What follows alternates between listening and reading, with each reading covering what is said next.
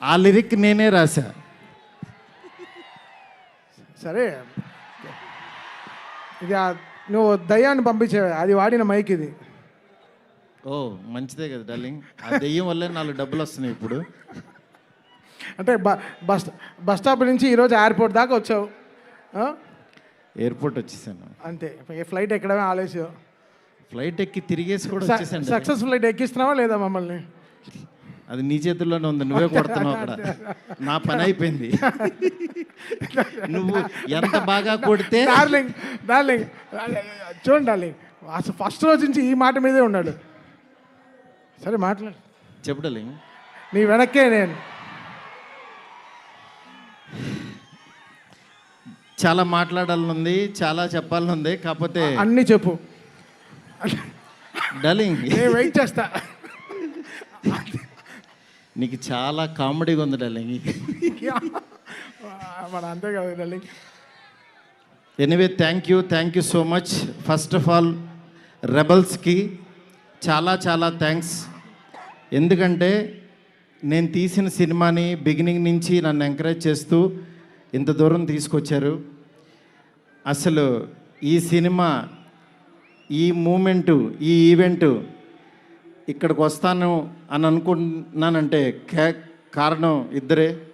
ఒకళ్ళు నా king size కట్అవుటు rebel star, అట్లాగే ఈ సినిమాని మేమెంత ప్రేమించినా సరే వెనకడుగు వేయకుండా మమ్మల్ని నడిపించిన వ్యక్తి విశ్వాస్ సార్.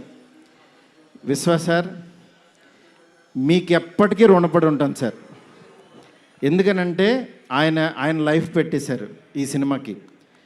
పీపుల్స్ మీడియా మొత్తం, పీపుల్స్ మీడియా స్టాఫ్ కానీ, పీపుల్స్ మీడియాలో పనిచేసే ప్రతి ఒక్కళ్ళు కానీ, మనం ఈరోజు ఏదో ఇది నేను చెప్తున్నాను, ఒక సాదా సీదా ఒక ఫంక్షన్ కాదు ఇది.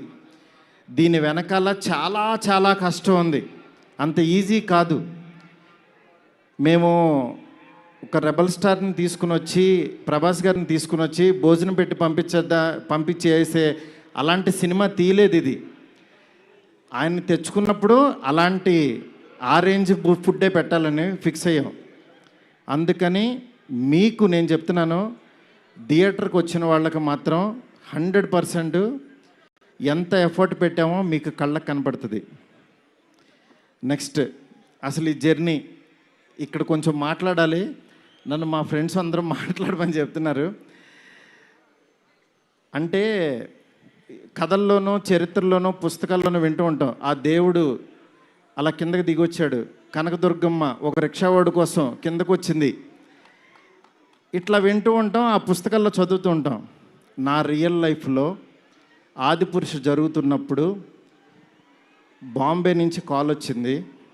ఆయన రాముడు గెటప్లో ఉన్నప్పుడు ఈ మారుతి వెళ్ళాడు ఆయన దగ్గరికి. వెళ్ళిన తర్వాత అలా మా పరిచయం స్టార్ట్ అయింది. ఆయన ఆ రోజు బాగా నవ్వించానని అనుకున్నాను.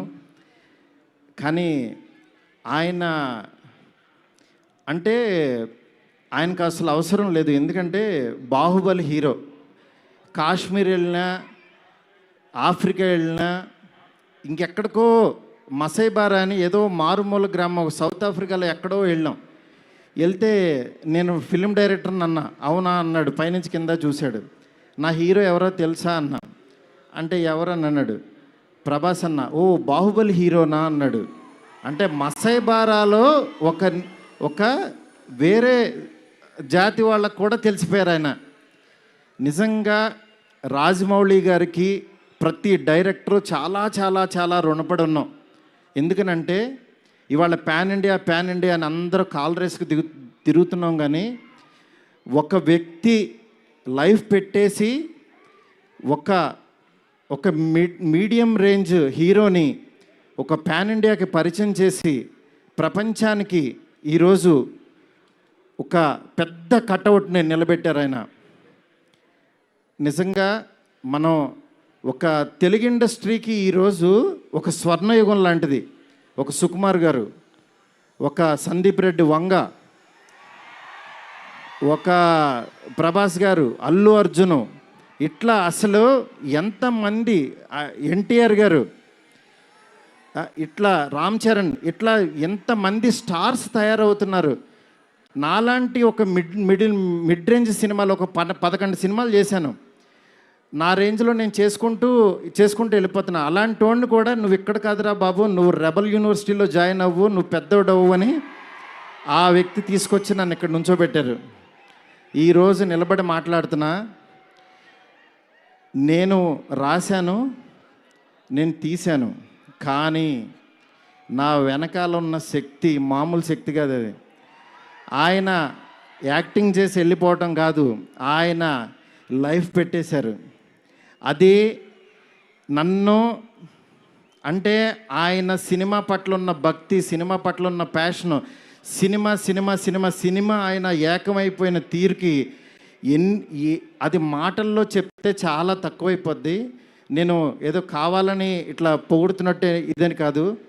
ఆయన వేరే, ఆయన సినిమాతో ఏకమైపోయారు. మీ అందరు మనసుల్లో ఉన్నారు. ఆయన ఆ ప్రతిరూపం ఇవాళ మన ఎదురుగుండా కూర్చుంది అంతే. ఇలాంటి దీంట్లో ఈ రాజాసాబు 3 years తర్వాత చాలా కష్టపడి ఇక్కడ దాకా తీసుకొచ్చాం. మాకు పండక్కి మీ అందరికీ మిమ్మల్ని ఎంటర్టైన్ చేయాలని ఒకటే ఆకాంక్షతోటి వేరే సినిమాలు చాలా ఉన్నా సరే అన్నిటి మధ్యలోకి ఇంత పెద్ద బడ్జెట్ సినిమాని చాలా ధైర్యంగా విశ్వప్రసాద్ గారు తీసుకొచ్చారు మీ ముందుకి. డెఫినెట్గా ఇది ఆల్ లాంగ్వేజెస్ మామూలుగా ఉండదు సినిమా, ఎందుకంటే ఈ జోనర్లో అంత పొటెన్షియాలిటీ ఉంది. నెక్స్ట్ ఈ జోనర్ నెక్స్ట్ లెవెల్కి తీయగలిగాం. అలాగే నార్త్లో అనిల్ తడాని గారు రిలీజ్ చేస్తున్నారు, ఇక్కడ మైత్రి ఫిలిమ్స్ ద్వారా రిలీజ్ అవుతుంది. ఈ సినిమా నేను చెప్తున్నాను, ఏదో నేను తీసానని కాదు, నేను ఒక ఆడియన్ లాగానే చూస్తా. ఎప్పుడైనా సినిమా తీసానో నా పని అయిపోయిందని బయటకు చూస్తా. కానీ ఈ సినిమాని యాజ్ ఏ ఆడియన్గా రోజు నేను తీసిన సినిమా వేరు, తర్వాత ఆర్ఆర్ చేస్తున్నప్పుడు చూస్తున్నాను ఒక్కొక్క రీలు. నిజంగా నేను తీసిన సినిమాకి నాకే కన్నీళ్ళు వచ్చినాయి. ఆయన పెర్ఫార్మెన్స్ చూసి ఫస్ట్ రీల్లోనే నేనే కూర్చుని ఏడ్చా. ఆయనకి మనోడు అలెక్సా లైట్స్ ఆఫ్ అని అంటాడు, అన్న తర్వాత నేను ఏడుస్తున్న సంగతి ఎవరికి తెలీదు. నిజంగా అంత గొప్ప పెర్ఫార్మెన్స్ని ఈ సినిమా కోసం ప్రాణం పెట్టిన ప్రభాస్ గారికి ఎంతైనా రుణపడి ఉంటాను. డార్లింగ్, మాటల్లో చెప్పలేను డార్లింగ్, నాకు ఏడుపు వస్తుంది డార్లింగ్ మిమ్మల్ని చూస్తే.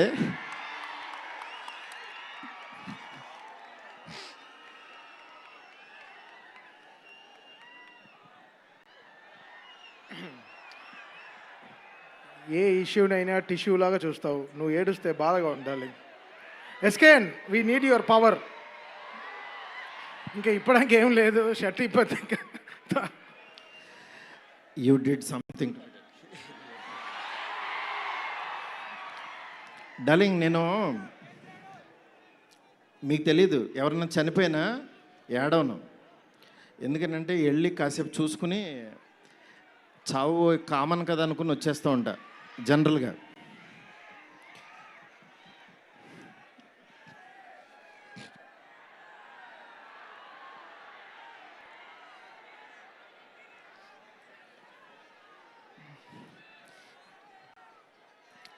ఓకే, సారీ డార్లింగ్, ఎందుకంటే ఇది ఉండిపోయింది లోపల, ఇదంతా నా stress. Thank you darling, love you darling. ఇంకంతకు మించి చెప్పలేను. అలాగే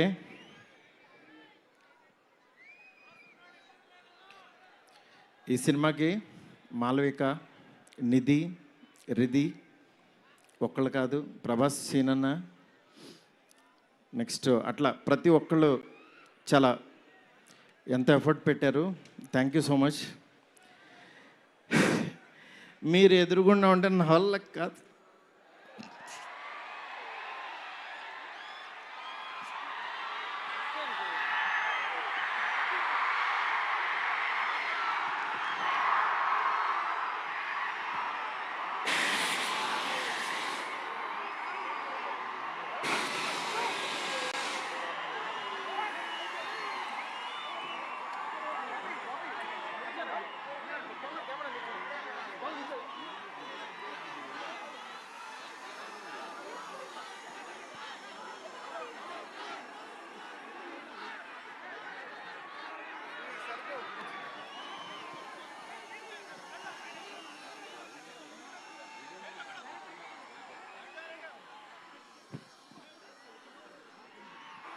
I know it's a very, very emotional moment.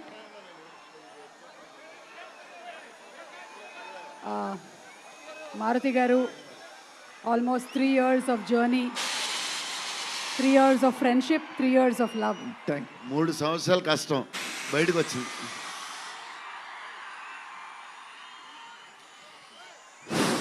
అయిపోయింది, నా పని అయిపోయింది, నా డ్యూటీ అయిపోయింది. నేను చెప్తున్నాను, సినిమా చూడండి అంతే. సినిమా చూడండి. సినిమాలో మిమ్మల్ని ఎక్కడన్నా 1% డిస్సాటిస్ఫాక్షన్ చేసినా నా ఇంటి అడ్రస్ పెడతా, రండి. 1% రెబల్స్ కానీ, ఫ్యాన్స్ కానీ, ఫ్యామిలీస్ కానీ, ఈయన్ని ప్రేమించే ఎవరైనా సరే మమ్మల్ని డిసప్పాయింట్ చేసావు మారుతి అని అంటే, విల్లా నెంబర్ 17 గుర్తుపెట్టుకోండి, కొండాపూర్లో ఉంటుంది, కొల్లా లగ్జూరియా, అక్కడికి రండి. ఇన్ని రోజులు మట్టి నేను ఈయన ఫోటోని ఇట్లా చూపిస్తూ ఉన్నాను కదా, ఇప్పుడు ఈయన్నే చూపిస్తున్నా. Vishwa sir, please come sir. People media factory అధినేత టీజీ విశ్వప్రసాద్ గారికి గట్టిగా చప్పట్లతో ఆహ్వానం పలుకుతాము. Raja Saab he's the producer. Man, he's the man.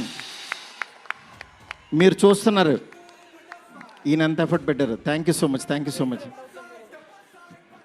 And sorry, మిమ్మల్ని నవ్వించాలని అనుకున్నాను, నేను ఏడ్చాను ఇక్కడ. ఫస్ట్ టైము నేను సినిమా అంతా నవ్వించలేడాలి. నేను ఎప్పుడు ఫస్ట్ సినిమా తీసినప్పుడు కూడా ఆడవలేదు, కానీ ఈ సినిమా మాత్రం thank you darling, love you darling. అలాగే నాకు సపోర్ట్ చేసిన నా ఫ్యామిలీ, నా వైఫ్ స్పందన, అలాగే నా పిల్లలు హియా, కేదార్, నీత, నెక్స్ట్ నా డైరెక్షన్ డిపార్ట్మెంట్, నా సైనికులు చచ్చిపోయారు ఒక్కొక్కళ్ళు. నేను అందరినీ సక్సెస్ మీట్లో ఒక్కొక్కళ్ళని పరిచయం చేస్తా. ఇక్కడ పనిచేసిన డిఓపి కానీ, ఆర్ట్ కానీ, ప్రతి ఒక్కళ్ళకి పేరు పేరున చాలా థ్యాంక్స్. ఎవరన్నా మర్చిపోతే క్షమించండి, నాకు ఇప్పుడు మాటలు రావు. Thank you so much. Thank you సుమ్ గారు. Thank you so much Maruthi గారు. అండ్ జస్ట్ ఒక్కసారి అందరినీ ఒక్కసారి జస్ట్ ఒకటే ఒక్క కోరిక మాది ఏంటంటే, జస్ట్ ప్రభాస్ గారు ఒక్క 2 నిమిషాలు సోలోగా స్టేజ్ మీద నించోవాలి అని. ఓకే, ఒక్క 2 నిమిషాలు జస్ట్ ప్రభాస్ గారు. ఎస్, విశ్వ గారు మాట్లాడే ముందు ప్రభాస్ గారిని ఒక్కళ్ళని ఒక్కసారి ఇక్కడికి వచ్చి జస్ట్ అది